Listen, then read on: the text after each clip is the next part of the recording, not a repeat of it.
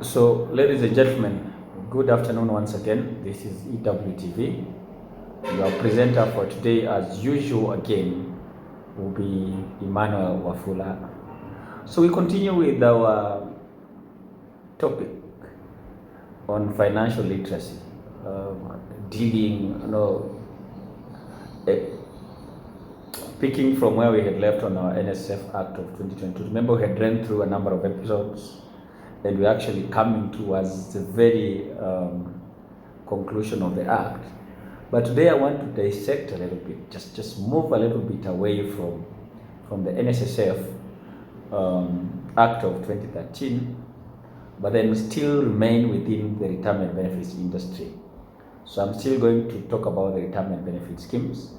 By the way, what majority of Kenyans do not know is that NSSF, the National Social Security Fund itself, is a retirement benefit schemes actually regulated by the same regulator who regulates all other retirement benefit schemes, that is the Retirement Benefits Authority.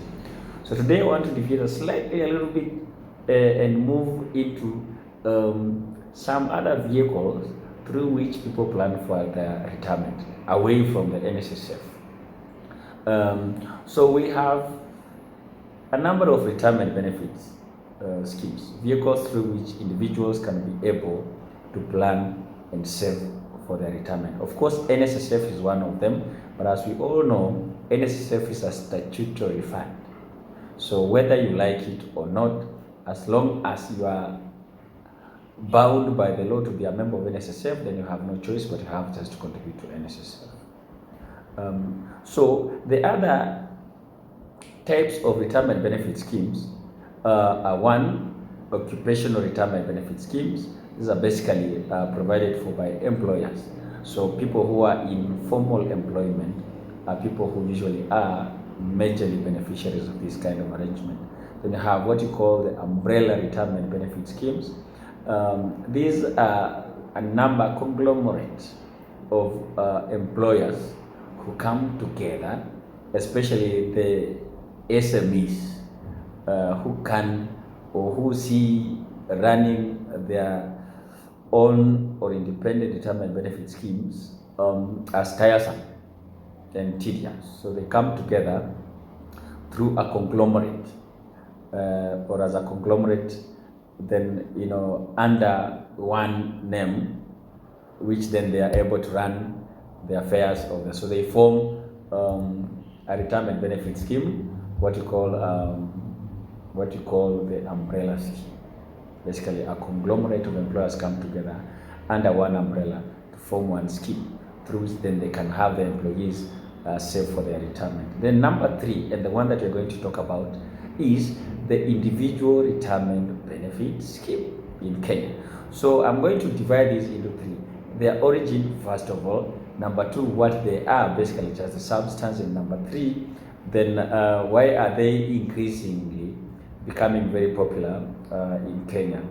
Remember, as the cost of living rises, our traditional ways of saving for retirement remains very inadequate in terms of providing for benefits, and also very limited because obviously of the cost of living, which then directs our resources elsewhere as opposed to directing the same resources to our retirement. So what is the background?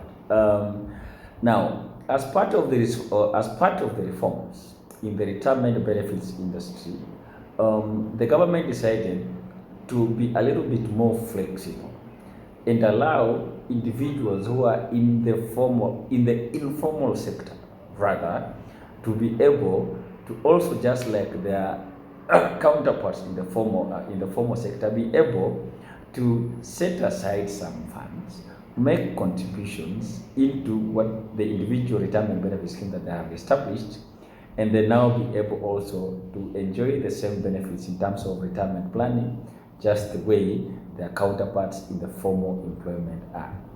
So basically, an individual retirement benefit scheme is where an individual voluntarily works to a provider, right? Or through a financial advisor like us now, works to a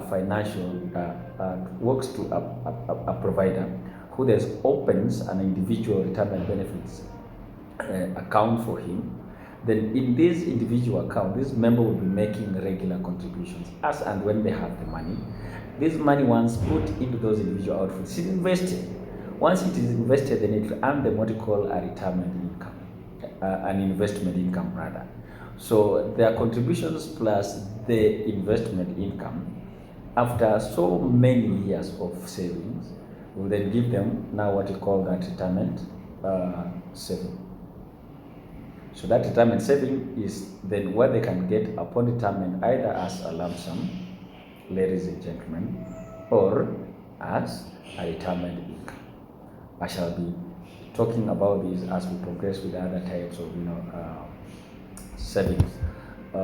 savings plans. So I think I've tried to capture why they were established. One, because there are so many people in the informal sector who didn't have a way of saving for their retirement or planning for their retirement. So a vehicle has been provided for them to be able to save for their retirement. The life expectancy, as we all know, majority of you might not agree with me, but data, statistics currently show that we're living longer than we used to live some years back. So that means that if you don't plan for your retirement, there is a time when you're going to be not able to work, but then you're still alive. So what you need to do is that to ensure you save as much as possible, you put aside as much as possible to be able to take care of you while you live that long life after you have probably exhausted your energy and you're not able to work as you can do now, to be able to meaningfully earn an income that can sustain you in the future. Again, as we all know, NSSF sometimes has got its own shortcomings. And it doesn't cover everyone. So it doesn't really give us an adequate option for us to be able to save for a retirement benefit scheme. So like I mentioned before, this is a voluntary outfit you open as an individual with a registered or a licensed provider who is listed by RBA. Remember, the regulator of our retirement benefits industry is the Retirement Benefits Authority. Retirement Benefits Authority as a regulator was established through an act of parliament, through an act of parliament called the RBA, or the Retirement Benefits Act of 1997. So who are eligible or the likely members of this kind of an arrangement? Who are these people who can actually open and operate the individual retirement benefit schemes? One are those people who are self-employed. Any individual who is, actually it's open to everyone, anybody who is either self-employed, employed by formally, or even the unemployed, right? Even the unemployed. Some of the features, the beauty with this thing is that it's very flexible. Why I'm saying about the self-employed, the employed, and even the unemployed is that you can actually make contributions into this scheme. The contributions modes are not very strict. Actually, they're not strict, leave alone being very strict. Is that you can put in your contributions as and when you have the amount, and that amount is not fixed. You put in the amount that you have.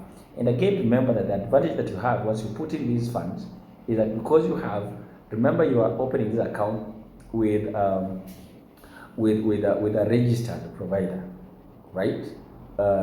We call them approved issuers. Some of you might also call them fund managers. So once this approved issuer, the fund manager, receives your contributions, they invest, right? Professionally. Not all of us are investment experts. So majority of us, actually, to be very precise, have got zero investment ideas. So if you open this retirement benefit scheme by the individual one, then you get to enjoy free expertise in terms of investment. And because you are just not this individual account that you're opening actually will be put in a pool that has got so many other individuals. So even if there are costs of getting the service of investment, then because of the so many people who are in that pool, in that service, the expense is shared amongst the many, so that then you don't feel as if you're paying too much for the services that you're getting. Again, just to for your own safety, just for your own safety and peace of mind. This individual outfit, just like any other retirement benefit scheme, is regulated by RBA, so that members at no point should worry about losing what they have saved for their retirement. What are some of the benefits of having an individual outfit? One is just it provides you with what you call financial security in retirement. Because remember, we said its main purpose is to provide for you, is to provide you with a retirement income when you're no longer working. So you have that financial security once you retire. It has tax advantage. I just checking at the latest changes in the industry is that the tax deductible amount now has moved from 20,000 shillings or 240,000 shillings annually to 30,000 shillings per month, translating to 360, if I'm not very wrong, tax-free or tax deductible amount at the end annually. So meaning that if you're working for company X and you are making a contribution, you have opened an individual retirement plan with a certain provider, fund manager or approved issuer.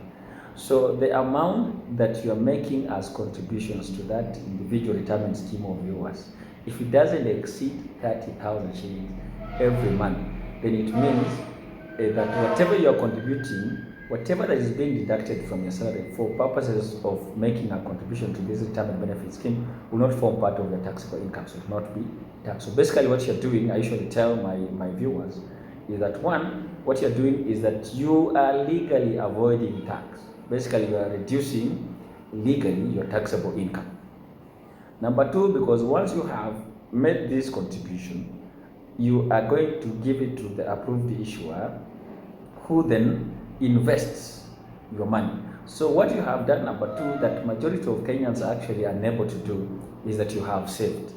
Savings has been a challenge for majority of Kenyans. And now number three is that you've been a very excellent saver, because you've not just taken money and put it under your mattress, because then it will be eaten up. Its value will be eaten up by what is commonly known as inflation. You have not put your money in a mattress. You have taken this money to an investment manager who is investing it. So you have invested. So number one, you have actually avoided paying unnecessary tax. Number two, you have saved. Number three, you have actually done invested, and now you earn more income. So basically you are growing what the majority of people call wealth. Number two is in terms of its flexibility. Actually number three, it's its flexibility. Remember number one, we say that it gives you financial security in your retirement. Number two, it's got its own tax advantages. Number three, it's now very, very flexible. Remember, we spoke about that the amount that you put in and how regularly you put in that amount is actually your own discretion. When you don't have money, you don't put it in. When you have this much amount of money, you put that much amount of money. If you have this much amount of money, that is what you put in. You put in and as and when. And remember, by the way, you can move. It's very portable. This individual scheme is very portable. Portable by meaning you can move it from provider A to provider Z as much. Again, remember I said we are not all experts, so these funds are usually managed by professionals, so you get that professional management free of charge. Now, ladies and gentlemen, what I just want to tell you as I conclude is that our brothers and sisters who are in the informal industry, our brothers and sisters who are employed, they already have the occupational retirement benefit schemes, but remember adequacy here is key, and they feel well that saving in those schemes probably won't be able to adequately provide for their financial needs in retirement, then this is the route to go. So the unemployed also, as and when you get that little amount of money, you can put it aside for your old age.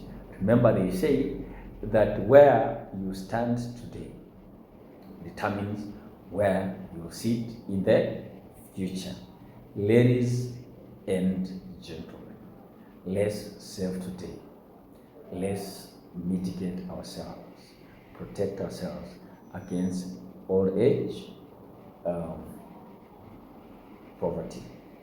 Remember again, another advantage which I just need to mention is that again, whatever you have saved, the law allows you to use a portion of it as security towards acquiring a property, especially a residential property.